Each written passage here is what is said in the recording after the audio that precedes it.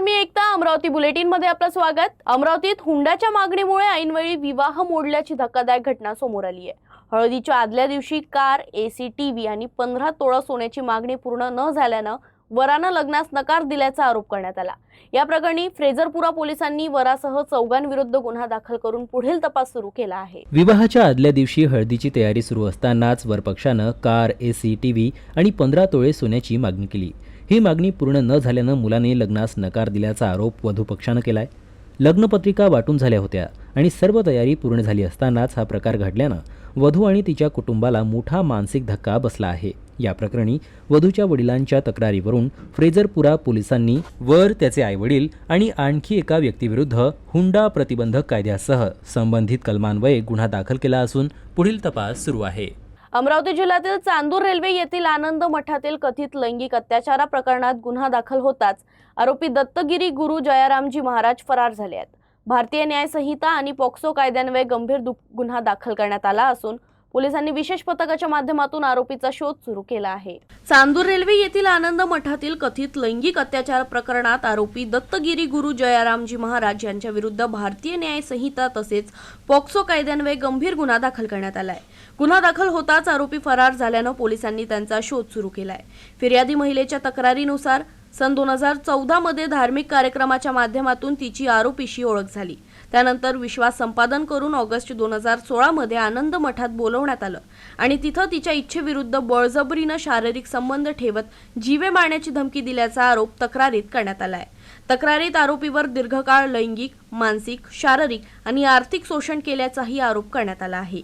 प्रकरणाचं गांभीर्य लक्षात घेऊन पोलिसांनी तपासाला वेग दिलाय. PSI नंदलाल लिगोट यांनी घटनास्थळी भेट देऊन पंचनामा केला. पोलीस निरीक्षक सुरेश मस्के यांच्या मार्गदर्शनाखाली PI राजीव हाके या प्रकरणाचा पुढील तपास करत आहेत. वर्षीय पीडित महिलेने चांदूर रेल्वे पोलीस स्टेशनला तक्रार दाखल केल्यावरून जयरामजी महाराज आनंदमठ यांच्याविरुद्ध चांदूर रेल्वे पोलीस स्टेशन अपराध क्रमांक 281/2026 कलम 64(2) FM 351(2) सहकलम 4(6) पॉक्सो ॲक्ट प्रमाणे गुन्हा दाखल करण्यात आलेला आहे. यामध्ये पीडितेने दिलेल्या माहितीनुसार 2014 मध्ये पीडितेची आरोपीसोबत ओळख झाली होती. 2016 पासून ते आतापर्यंत पीडिता ही आरोपीसोबत राहत होती.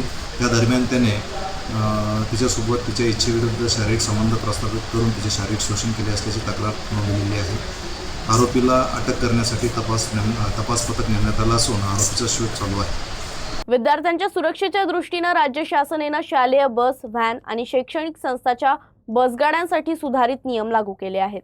CCTV, वाहन शोधन यंत्रणा, आपत्कालीन बटन, आसन पट्टे आणि महिला सहाय्यक यासारख्या सुविधा आता बंधनकारक करण्यात आल्या असून नियमांचे पालन न करणाऱ्या वाहनांचा परवाना निलंबित किंवा रद्द करण्याचा इशारा देण्यात आला आहे. राज्य शासनाने शालेय बस, व्हॅन आणि शैक्षणिक संस्थांच्या बसगाड्यांसाठी सुधारित नियमांची अंतिम अधिसूचना जारी केली आहे. 16 जुलै पासून हे नियम लागू झाले असून पुढील 3 महिन्यात त्याची अंमलबजावणी करणे बंधनकारक असणार आहे. नवीन नियमांनुसार प्रत्येक शालेय वाहनात CCTV कॅमेरे, वाहन शोधन यंत्रणा अर्थात GPS, आपत्कालीन बटन, आसन पट्टे तसंच महिला सहाय्यकाची नियुक्ती अनिवार्य करण्यात आली आहे. विद्यार्थ्यांच्या सुरक्षेसाठी या उपाययोजना करण्यात आल्या आहेत. याशिवाय प्रत्येक विद्यार्थी बसमध्ये कधी चढला आणि कधी उतरला याची दैनंदिन नोंद ठेवणे ही बंधनकारक करण्यात आलं आहे. दिव्यांग आणि विशेष गरजा असलेल्या विद्यार्थ्यांसाठी प्रशिक्षित सहाय्यक आणि आवश्यक सुविधा उपलब्ध करून देण्याची जबाबदारी संबंधित शाळा व्यवस्थापनावर आहे. नवीन नियमांची 3 महिन्यांच्या आत अंमलबजावणी न करणाऱ्या शालेय वाहनांवर परिवहन विभागाकडून परवाना निलंबित अथवा रद्द करण्याची कारवाई केली जाऊ शकते, असा स्पष्ट इशारा शासनाने दिला आहे. राज्यातील 1ली ते 12वी पर्यंत अध्यापन करणाऱ्या शिक्षकांसाठी आता कृत्रिम बुद्धिमत्ता अर्थात AI चा ऑनलाईन कोर्स अनिवार्य करण्यात आलाय. दीक्षा पोर्टलवर उपलब्ध असलेला हा कोर्स 30 सप्टेंबर पर्यंत पूर्ण करण्याचे निर्देश शासनाने दिले असून यासाठी 31 ऑगस्ट पर्यंत नोंदणी करण्यात येणार आहे. शिक्षण क्षेत्रात कृत्रिम बुद्धिमत्तेचा वाढता वापर लक्षात घेता राज्य शासनाने 1ली ते 12वी पर्यंत अध्यापन करणाऱ्या सर्व शिक्षकांसाठी कृत्रिम बुद्धिमत्ता विषयाचा ऑनलाईन कोर्स सुरू केला आहे. दीक्षा पोर्टलवर उपलब्ध असलेल्या या कोर्सद्वारे शिक्षकांना AI चा सुरक्षित, जबाबदारीनं आणि प्रभावी वापर कसा करायचा याचे प्रशिक्षण दिले जाणार आहे. नुकतंच शिक्षण मंत्र्यांच्या हस्ते या कोर्सचं उद्घाटन करण्यात आलंय. अध्यापनाचे नियोजन, अध्ययन साहित्य तयार करणे, मूल्यमापन, अहवाल लेखन, माहितीचे विश्लेषण, सादरीकरण तयार करणे तसंच विविध प्रशासकीय कामांमध्ये कृत्रिम बुद्धिमत्ता आधारित साधनांचा प्रभावी वापर कसा करावा हे या कोर्समध्ये शिकवण्यात येणार आहे. या कोर्ससाठी शिक्षकांना 31 ऑगस्टपर्यंत नोंदणी करता येणार असून 30 सप्टेंबर 2026 पर्यंत कोर्स पूर्ण करणे बंधनकारक आहे. याबाबत जिल्ह्यातील सर्व शाळांचे मुख्याध्यापक आणि शिक्षकांना शासनाने स्पष्ट सूचना दिल्या आहेत. अमरावती जिल्ह्यातील मोर्शी इथं लाखो रुपये खर्च करून उभारण्यात आलेल्या नव्या तहसील कार्यालयाच्या इमारतीची अवघ्या 4 महिन्यातच दुरवस्था झाल्याचं चित्र समोर आलं. सरकारी इमारतीच्या भिंतीवर पान, गुटखा आणि तंबाखूच्या थुंकीचे डाग दिसून येत असून या प्रकारामुळे नागरिकांनी तीव्र नाराजी व्यक्त केली आहे. महसूल व वन विभागामार्फत लाखो रुपये खर्च करून मोर्शी तालुक्यासाठी अत्याधुनिक प्रशासकीय इमारत उभारण्यात आली. 7 मार्च 2026 रोजी राज्याचे महसूल मंत्री चंद्रशेखर बावनकुळे यांच्या हस्ते या इमारतीचं लोकार्पण करण्यात आलं होतं.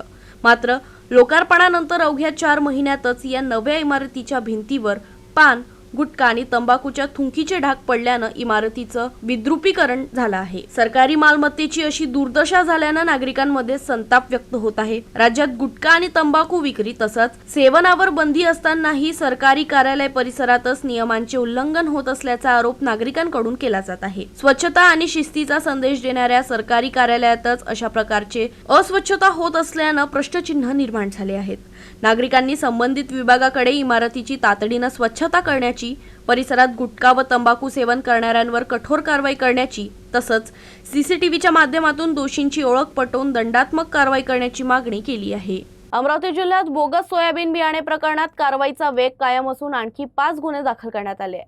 यामुळे या प्रकरणातील एकूण FIRची संख्या 41 वर पोहोचली आहे.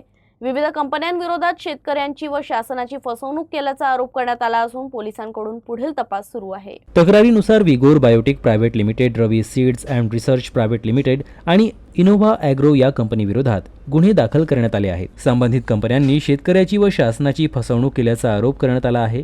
बियाणे निरीक्षकांच्या तक्रारीवरून रहिमापूर, शिरखेड आणि वलगाव पोलीस ठाण्यात गुन्हे नोंदवण्यात आले असून पोलिसांकडून पुढील तपास सुरू आहे.